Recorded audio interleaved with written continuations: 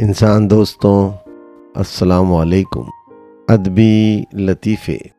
اللہ کے نام کے ساتھ جس کی رحمت پرجوش اور شفقت رحیمی ابدی ہے۔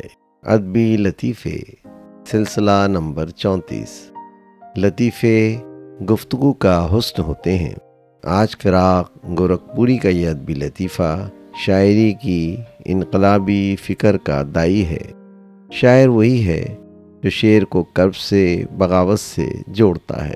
پہلے لطیفہ سنیں، پھر اس پر انتہائی مختصر گفتگو سے محظوظ ہوں۔ فراق سفر میں تھے۔ ریل میں ایک شاعرہ آپ کی ہم سفر ہوئیں۔ انہوں نے فراق صاحب سے اپنی شاعری کے بارے میں رائے جاننا چاہی۔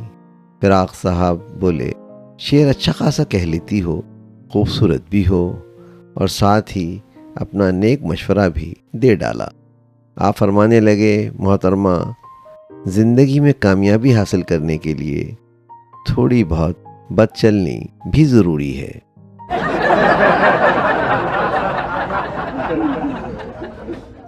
بظاہر یہ ایک لطیفہ ہے، لیکن اس میں سیکھنے کا سامان بہت گہرا ہے۔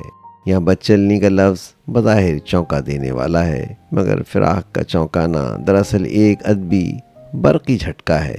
ویسے ہی جیسا کہ ایک بجلی کا کرنٹ بھڑک کر بلب کو روشن کر دیتا ہے، اسی طرح فراق کا یہ جملہ تھوڑی بہت بد چلنی بھی ضروری ہے علمی نکتہ تھا۔ شاعرہ کے لیے ایک تخلیقی جھنجھوڑ تھا۔ وہ کہنا چاہتے تھے کہ شاعری صرف ردیف و قافیہ کا کھیل نہیں، بلکہ بغاوت، خودی اور اظہار صداقت کا نام ہے۔ یہ بد چلنی دراصل اس معاشرتی جمود کے خلاف ایک طنز ہے جو عورت کو حسن، شعور اور خود اختیاری کے ساتھ قبول نہیں کرتا۔